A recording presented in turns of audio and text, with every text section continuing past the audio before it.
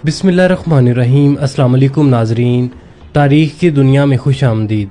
नाज़रीन, एक अच्छे स्नाइपर की निशानी ये होती है कि वो लड़ाई के दौरान कभी भी डिटेक्ट नहीं होता या पकड़ा नहीं जाता। एक परफेक्ट स्नाइपर आता है, खामोशी से टारगेट को निशाना बनाता है और गायब हो जाता है।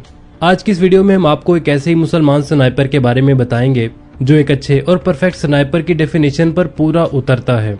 नाज़ ये मुस्लिम स्नाइपर अपने दुश्मन के लिए खतरनाक भूत और पूरी दुनिया के लिए अब तक पुरसरार शख्सियत बना हुआ है। मतलब कोई नहीं जानता कि इस स्नाइपर का असली नाम क्या है, क्या ये स्नाइपर अब भी जिंदा है और ये दिखने में कैसा है। नाज़ ये तमाम सवालात लोगों के ज़हनों में अभी भी अटके हुए हैं, क्योंकि इस स्नाइपर ने अमेरिकन ट्रूप्स को काफ़ी अरसा तक तिगनी का नाच नचाए रखा है। आज की इस वीडियो में हम उसी मुसलमान स्नाइपर के बारे में बात करेंगे।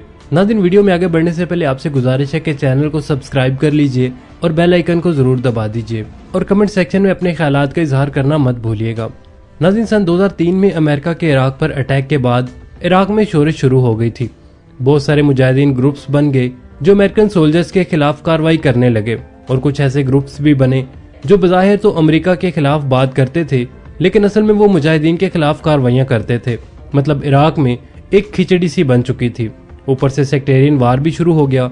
नाज़रीन, ऐसे भी नवंबर 2005 में एक वीडियो इंटरनेट पर बड़ी तेजी से वायरल होना शुरू हो जाती है। इस वीडियो में अमेरिकन सोल्जर्स को गोली लगने और गिरने के मनाजर दिखाए जाते हैं। नाज़रीन, इस चैनल पर हम आपको वो वीडियोस नहीं दिखा सकते, लेकिन आप इन तमाम चीज़ों को खुद सर्च कर सकते हैं। नाज़रीन, उस वीडियो के शुरू में एक शख्स कहता है कि मेरे पास 9 गोलियां हैं और मैं यहाँ जॉर्ज बुश के लिए आया हूँ, और इन 9 गोलियों से मैं यहाँ 9 अमरीकी फौजी मारूंगा, और मैं चाहता हूँ कि आप लोग ये देखें।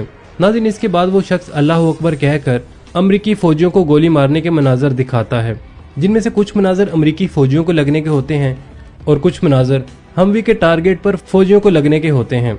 नाज़रीन, इस वीडियो के वायरल होने के बाद अमरीकी फौज में खलबली मच जाती है और ऐलानात कर दिए जाते हैं कि जो कोई भी स्नाइपर के बारे में इंफॉर्मेशन देगा उसे इनाम दिया जाएगा। लाख कोशिशों के बाद उन्हें स्नाइपर का कोई पता नहीं चलता। इस दौरान ये स्नाइपर कुछ और शिकार करता है और अक्टूबर 2006 को अजूबा दी बगदाद स्नाइपर 2 के नाम से दूसरी वीडियो इंटरनेट पर वायरल होना शुरू हो जाती है। नाज़रीन, इस वीडियो में कुछ स्नाइपर की ट्रेनिंग दिखाई जाती है और वो मतलूबा स्नाइपर जिसने अमरीकी फौजियों को मारा था मिशन से वापसी पर आता दिखाई देता है, और मिशन से वापसी पर यह स्नाइपर दीवार पर 37 लिखता है और बैठ जाता है और अपनी डायरी निकाल कर कुछ लिखने लगता है। नाज़रीन, इस वीडियो का मकसद ये होता है कि इस चालाक स्नाइपर की तरह कुछ और स्नाइपर भी ट्रेन किए जा रहे हैं, और 37 का मतलब ये कि स्नाइपर ने 37 अमरीकी सोल्जर्स किल कर दिए हैं। इस वीडियो में मजीद कुछ अमरीकी फौजियों को किल करने के मनाजर दिखाए जाते हैं, और एंड पर इसी स्नाइपर का कमांडर कहता है कि हमारा ये स्नाइपर यूएस आर्मी के रिटायर मेजर जॉन प्लास्टर की लिखी गई किताब द अल्टीमेट स्नाइपर से मुतासिर हुआ है और इसने बहुत कुछ इस किताब से सीखा है। नाज़रीन, इस वीडियो के वायरल होने के बाद इराक में यूएस आर्मी के ट्रूप्स में मजीद खौफ और हरास फैल जाता है। अमरीकी फोर्सेस इस शख्स को जूबा के नाम से पुकारती है और इसे ढूंढने के लिए कई ऑपरेशंस किए जाते हैं, लेकिन ये स्नाइपर कभी भी हाथ नहीं आता। नाज़रीन, जूबा स्नाइपर का ताल्लुक Iraqi Sunni group Islamic army Iraq से था, और ये किल रिकॉर्डिंग के लिए अपनी स्नाइपर राइफल पर कैमरा माउंट करता था, जो कि टेप के जरिए होल्ड किया जाता था, और स्नाइपर के पास ड्रैगना स्नाइपर राइफल होती थी जो कि रशियन मेड है। ये स्नाइपर इसी राइफल से अमेरिकी सोल्जर्स को निशाना बनाता था, और वीडियो में स्नाइपर की रेंज सैकड़ों मीटर से लेकर 1000 मीटर की रेंज तक होती थी। नाज़रीन, सिर्फ यही इन्फॉर्मेशन थी जो अमेरिकन फोर्सेस इस जूबा स्नाइपर के बारे में जान पाई थी, और ये सारी इन्फॉर्मेशन वीडियो से ही हासिल की गई थी जो कि स्नाइपर की तरफ से वायरल की जाती थी। जूबा ने 2007 से 2008 तक जूबा दी बगदाद स्नाइपर 3 और जूबा दी बगदाद स्नाइपर 4 के नाम से वीडियोस रिलीज की थी। नाज़रीन, जूबा हर साल शिकार करके अमेरिकन ट्रूप्स में खौफ व हरास फैलाने के लिए इन वीडियोस को रिलीज करता रहता था। नाज़रीन, अमरीकी ट्रूप्स में जूबा के खौफ का ये आलम था कि वो किसी भी पेट्रोलिंग या किसी भी ऑपरेशन में डिस्पोर्ट होने या हमवी के टैरिफ पर खड़े होने से डरते थे, क्योंकि जूबा हमेशा ही परफेक्ट शॉट लेता था। नाज़रीन, जूबा अमरीकी फौजियों के उस हिस्से पर गोली नहीं मारता था कि जिससे उसके बचने के चांसेस हों। वो घंटों इस लम्हे का इंतजार करता था कि जब अमरीकी ट्रूप्स डिसमाउंट हों या हमवी के एक टारगेट पर खड़े हों। मतलब इस स्नाइपर की गोली कभी भी मिस नहीं गई। नाज़रीन, अमेरिका के 164 बटालियन के स्नाइपर स्पेशलिस्ट जिनका कैंप रुस्तमैया में बेस था, इस स्नाइपर स्पेशलिस्ट ट्रेविस बुरस का कहना था कि जुबा अपने काम में बहुत माहिर था, और मैं यकीन से कह सकता हूँ कि जब हम डिसमाउंट होते थे हर अमेरिकी फौजी के जहन में पहला ख्याल जुबा का ही आता था। वो वाकई हमारे लिए बहुत सीरियस थ्रेट था। जुबा हमेशा ही मारने के लिए उन फौजियों का इंतखाब करता जो हैवीली प्रोटेक्टेड होते थे, मतलब जो फौजी आर्मर्ड व्हीकल्स, बॉडी आर्मर और हेलमेट से प्रोटेक्टेड होते, ये उन्हीं को ही शिकार करता था। नाज़रीन, इन सिंपल वर्ड्स, जुबा हमेशा अपने लिए मुश्किल टारगेट ही चुनता था। वो इंतजार करता कि सोल्जर कब गाड़ी से डिस्माउंट हो, कब हमवी के टैरिफ पर खड़ा हो, और इसका निशाना या तो सर होता था और या बॉडी आर्मर के हमेशा कैप का ही निशाना लेता था, या फौजी की रीढ़ की हड्डी के निचले हिस्से का निशाना लेता था। इसके अलावा पसली और चेस्ट के ऊपर वाला हिस्सा इसका निशाना होते थे।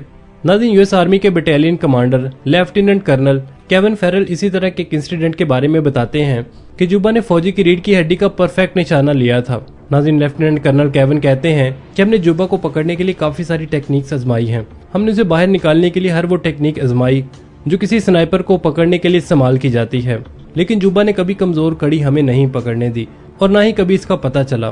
कई दफा इसको बाहर निकालने के लिए आसान टारगेट्स भी इसके सामने रखा गया ताकि वो दूसरी दफा फायर करे और इसके ठिकाने का पता चल जाए, लेकिन जुबा कभी भी दूसरा फायर करता ही नहीं था। नाज़रीन, लेफ्टिनेंट कर्नल केविन कहते हैं कि जुबा सब्र तहम्मुल वाला और एक माहिर स्नाइपर था।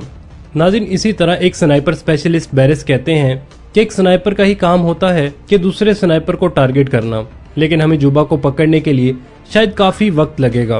नाज़रीन, जुबा इराकी रेजिस्टेंस हीरो बन चुका था क्योंकि वो हमेशा अमेरिकन सोल्जर्स को ही निशाना बनाता था। इसी तरह इराक के शहर मादी में 4 माहिरीन स्काउट स्नाइपर मारे गए और इन चारों के सरों पर गोली लगी थी। कहा जाता है कि ये भी जुबा का ही शिकार बने। नाज़रीन, अमेरिकन स्नाइपर की टीम में 2 बंदे होते हैं, एक स्नाइपर होता है जबकि दूसरा सपोर्टर होता है, और ये हैवी इक्विपमेंट के साथ बगदाद की छतों पर बैठे हुए होते थे और निगरानी करते थे और मशकूक सरगर्मियां करने वाले को टारगेट बनाते थे।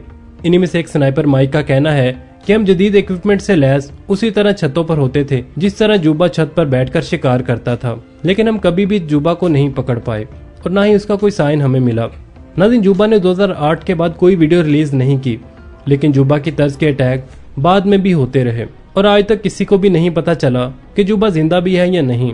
लेकिन इस दौरानिये में जुबा ने अमेरिकन ट्रूप्स को इस कदर खौफ में मुब्तला कर दिया कि जिसका अंदाजा 2014 में रिलीज होने वाली American film the American sniper और 2017 में रिलीज होने वाली फिल्म द वॉल से लगाया जा सकता है। नाज़रीन, अमेरिकन स्नाइपर मूवी में जुबा को मुस्तफ़ा का नाम दिया गया था, लेकिन नाज़रीन मैं आपको रिकमेंड करूंगा कि इस अमेरिकन मूवी द वॉल को जरूर आप देखें कि जिसमें 2 अमेरिकी स्नाइपर एक इराकी स्नाइपर यानी कि जुबा के आगे कैसे बेबस नजर आते थे और एक दीवार के सहारे अपने आप को कवर करके बैठते हैं। नाज़रीन, आखिर में ये स्नाइपर समझते हैं कि हमने जुबा को मार दिया है, लेकिन जुबा ने असल में इन दोनों को चारे के तौर पर इस्तेमाल किया जो कई अमेरिकी सोल्जर्स की मौत का सबब बने। इस पूरी मूवी में जुबा की शक्ल नहीं दिखाई गई, जैसा कि ओरिजिनल में किसी ने जुबा की शक्ल नहीं देखी, लेकिन नाज़रीन फिर भी ये कहानी बहुत दिलचस्प है। आखिर में हम स्नाइपर जुबा को सलाम पेश करेंगे जिस बहादुर स्नाइपर ने काफी अरसे तक दुश्मन के दांत खट्टे किए रखे हैं और ऐसी हिकमत अमली अपना कर रखी कि ये काफी सालों तक जुबा को नहीं भूल पाए। तो नाज़रीन, हमें उम्मीद है आपको हमारी आज की ये वीडियो पसंद आई होगी। वीडियो पसंद आए तो उसे लाइक और शेयर करने के साथ साथ कमेंट सेक्शन में अपने ख्यालात का इजहार जरूर कीजिएगा। मिलते हैं एक नई और दिलचस्प वीडियो के साथ, तब तक के लिए आमिर सुहेल को इजाजत दीजिए। अल्लाह निगहबान।